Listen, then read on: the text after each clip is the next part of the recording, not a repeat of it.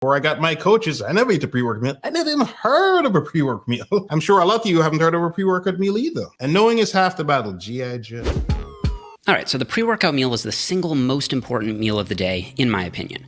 That's because it'll ultimately determine... You guys have heard me say this before, right? I said, in a perfect world, if you could eat all your calories surrounding your workout, that'd be optimal. Before and after. Why is this? You need the food before to fuel the machine, your body, to crush it in the gym or playing tennis or whatever the hell it is you're doing. After you finish crushing it, you need the food to repair, to build, etc. Just think of a high-performance car. You got to fuel it up, oil in the engine, etc., etc. Pre- and post-workout is very important. As a matter of fact, I interviewed an NFL linebacker. You can see it's one of my first videos that I did this way back. I'll put a link to this in the show notes later. And he pointed out, even with his fantastic genetics, dude put on like, must say 30, 40 pounds of muscle in a couple of months. Crazy genetics. When you get to the NFL, you're obviously have elite genetics, world-class genetics, perfect six-pack, incredible physique, Adonis looking physique. Even he said when he wasn't doing stuff like this pre-workout meals, when they finally got on it, even he could see the difference. So if this super duper athlete can see the difference, you need to be doing the same thing, right? Because you don't got his genetics.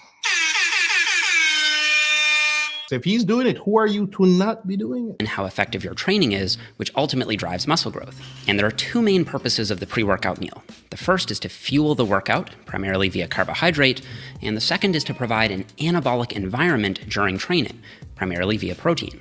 Now, when it comes to the macros for the pre-workout meal, I aim for about 1 gram of carbohydrate per kilogram of body weight, ideally coming from a lower glycemic carb source, plus a serving of fruit. This combination of carb sources will provide more sustainable energy through the workout, since different carbohydrates use different transporters, meaning different rates of absorption and more sustainable performance during training. In layman's terms, combine slow digesting carbs like a sweet potato with faster digesting carbs like fruit, kiwi fruit in this case, right? That's pretty much what he's saying. Slow with a little fast. Gives you a unique mix to maximally power the work. I'll also aim for about 0.5 grams of protein per kilogram of body weight and 0 to 20 grams of fat, depending on how close the meal is to the workout itself. Because notice, not much fat. I mean, granted, in this case, talking about, lifting weights, but I distinctly remember when I was doing cardio, in my genius idea, I decided to have a shake before. Another time I had protein before. Needless to say, my stomach was not too happy when I had to do the run. Because whenever we met for training on the day, spin day, doing pedaling hard, they would make us do a run afterward to simulate the race. Trying to run a 5K as fast as possible after going on the bike forever was,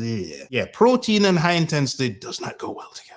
As dietary fat slows digestion down, meals eaten closer to the workout should contain less fat, and meals eaten further from the workout should contain more fat. The more fat further away is to slow the digestion. That's the logic here. You're going close to the workout. You want the amino acids to be in your bloodstream. You're not trying to slow down digestion at that point. That's why whey protein, all these protein shakes, get that stuff into your system quicker than sitting and eating a solid meal. That's the benefits. Which brings me to the next question. When should we eat the pre-workout meal? Well, up front, I was a bit surprised to learn that 33% of you don't eat a pre-workout meal at all. I'm not surprised at that at all. Before I got my coaches, I never ate a pre-workout meal. I never even heard of a pre-workout meal. I'm sure a lot of you haven't heard of a pre-workout meal either. And knowing is half the battle. G.I. Joe. Because you train fasted.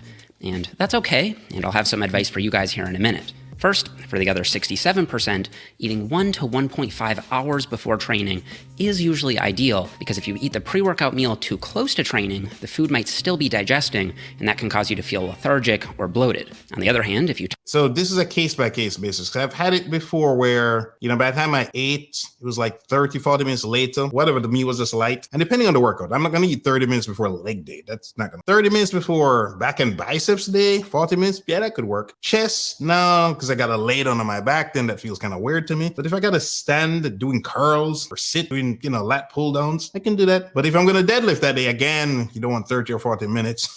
It depends on the workout is what I'm saying. You don't want to eat 30 minutes before running around playing basketball or playing tennis. Time your meal too far from training, you run a higher risk of having low energy or feeling lightheaded. So that's my sweet spot, but sometimes it's just not possible to wait an hour or an hour and a half after eating because of time constraints. Sometimes you're just forced to hit the gym on short notice, in which case you'll want to focus on eating a lower calorie meal with faster digesting foods.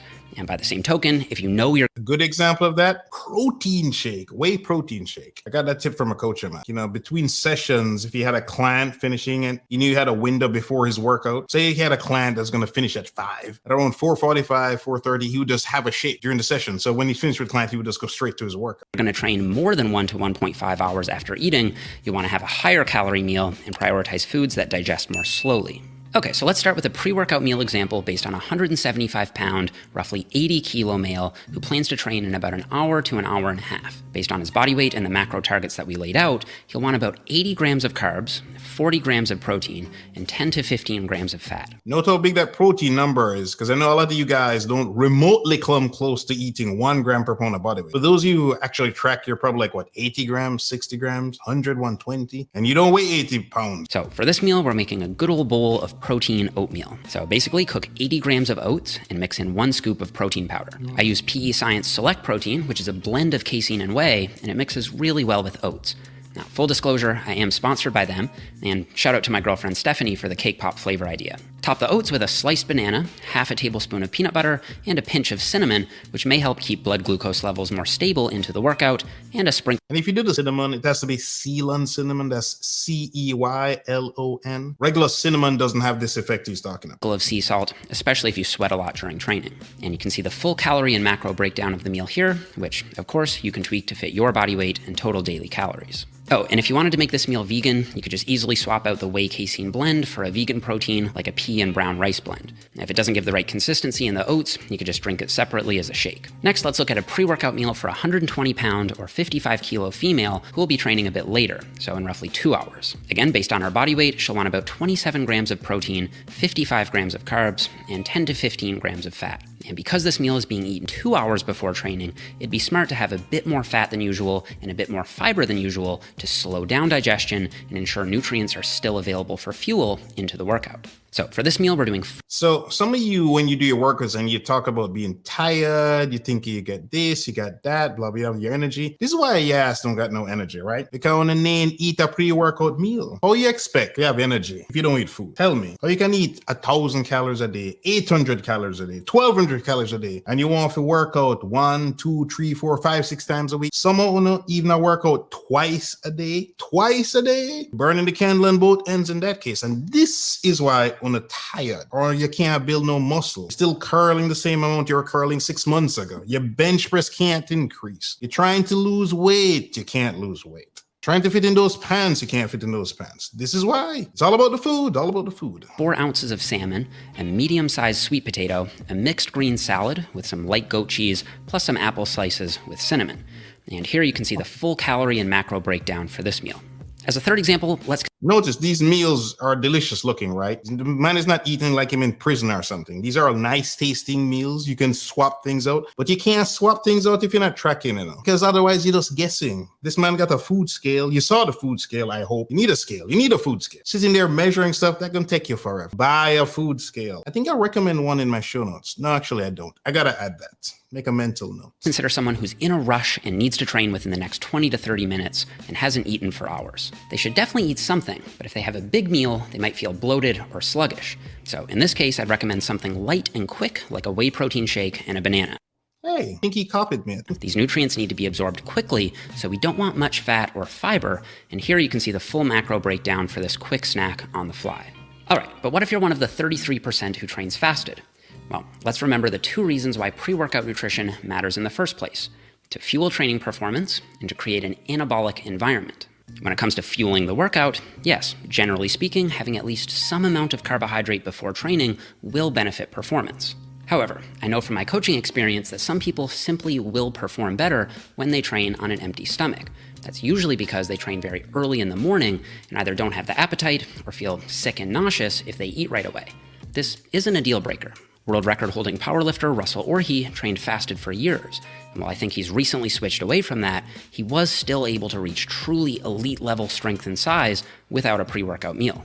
However, if you are planning on skipping the pre-workout meal, then the intra-workout and post-workout meals suddenly become much more urgent. So I've met people, them say them wake up in the morning, them go work out. That's fine, no problem. Of course, you typically not hungry in the morning, although worst case, you can still drink a shake. You can always drink a shake, with no appetite. You just drink it, right? Because you are determined to transform your body, you made it to the end of this video.